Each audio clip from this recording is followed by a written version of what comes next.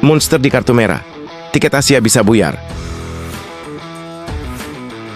Persebaya Surabaya harus puas berbagi poin dengan Semen Padang pada pekan ke-32 Liga 1 2024-2025. Kedua tim mengakhiri pertandingan dengan skor sama kuat 1-1. Duel Persebaya versus Semen Padang berlangsung di Stadion Gelora Bung Tomo, Surabaya. Laga dipimpin wasit asal Yordania, Adham Makhadmeh. Hasil ini membuat peluang Green Force untuk lolos ke kompetisi Asia musim depan berada di ujung tanduk. Laga sempat diwarnai drama sejak awal dengan serangkaian peluang dari Persebaya yang belum membuahkan hasil. Baru 1 menit pertandingan berjalan, Francisco Rivera dan Flavio Silva langsung mengancam gawang Semen Padang. Hujan deras yang mengguyur Surabaya membuat laga harus dihentikan sementara pada menit ke-8. Pertandingan ditunda selama 30 menit karena lapangan tergenang air dan dinilai tidak aman untuk dilanjutkan. Pada menit ke-23, Bruno Gomes mencatatkan tembakan tepat sasaran pertama bagi tim tamu, yang berujung pada gol pembuka di menit ke-34. Cornelius Stewart memaksimalkan assist dari Gomes untuk membawa Kabau Sirah unggul 1-0. Memasuki babak kedua, Persebaya langsung melakukan perubahan strategi dan bermain lebih agresif. Hasilnya didapat di menit ke-64 lewat gol Bruno Moreira Soares yang menyamakan kedudukan menjadi 1-1. Protes keras dari bangku cadangan Persebaya. Situasi memanas saat memasuki masa injury time, membuat emosi Paul Munster memuncak. Puncak ketegangan terjadi di menit ke-92 saat Paul Munster dan ofisial Semen Padang FX Yanuar Wahyu terlibat insiden di pinggir lapangan. Keduanya diganjar kartu merah langsung oleh wasit karena dianggap melakukan tindakan tidak sportif. Insiden itu menutup drama pertandingan yang berlangsung panas sejak awal. Persebaya akhirnya harus mengakhiri laga dengan skor imbang 1-1 di kandang sendiri. Hasil ini menjadi kerugian besar bagi Persebaya dalam upaya mereka mengamankan tiket ke kompetisi Asia musim depan. Tambahan 1 poin belum cukup mengangkat posisi mereka di papan klasemen. Sebaliknya, Semen Padang patut diacungi jempol atas permainan disiplin dan perjuangan keras mereka. Menghadapi tekanan supporter tuan rumah, mereka berhasil membawa pulang 1 poin penting dari markas lawan yang terkenal angker. Drama di Gelora Bung Tomo malam itu akan dikenang bukan hanya karena kartu merah sang pelatih, tapi juga karena harapan besar yang nyaris sirna. Tiket Asia yang sebelumnya berada dalam genggaman, kini mulai terasa lepas dari cengkeraman.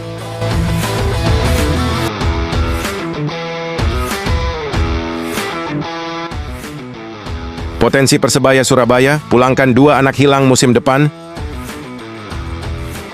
Persebaya Surabaya dikabarkan tengah membidik 2 pemain kunci Persija Jakarta untuk memperkuat lini belakang mereka musim depan. Tak main-main, 2 nama itu adalah bek timnas Indonesia, Rizky Ridho dan Hansa Muyama, yang juga jebolan Akademi Persebaya Surabaya. Kabar ini muncul setelah kedua pemain tersebut mengunggah kode keras di media sosial soal ketidakharmonisan dalam skuad Macan Kemayoran.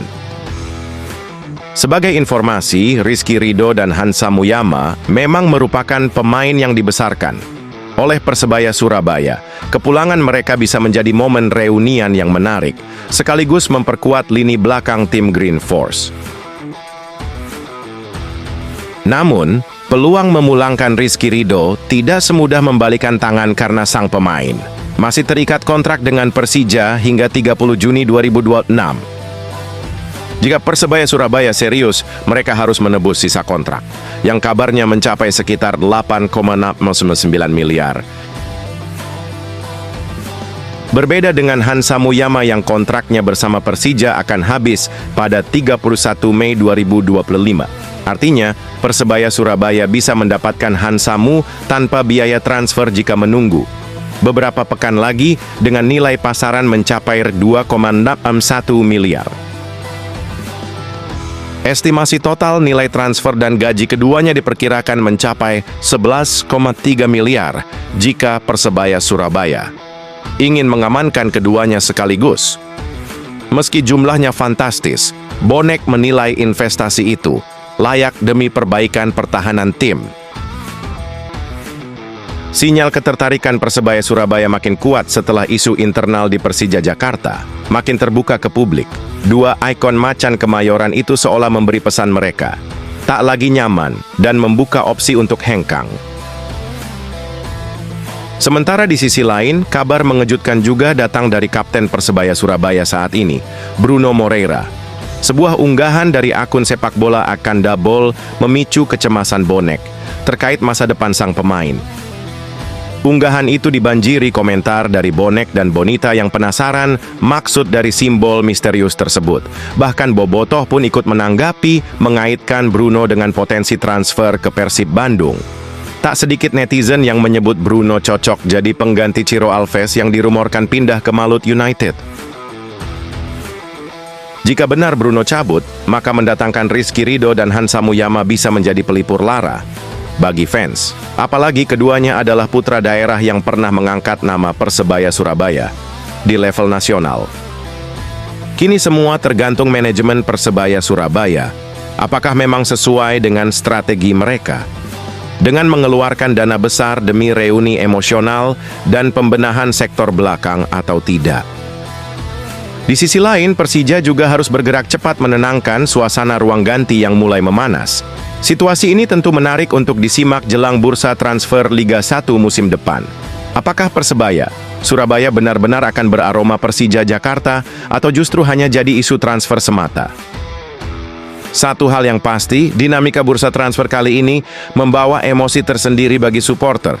Sebab yang dipertaruhkan bukan cuma performa di lapangan, tapi juga loyalitas, sejarah, dan harga diri klub kebanggaan.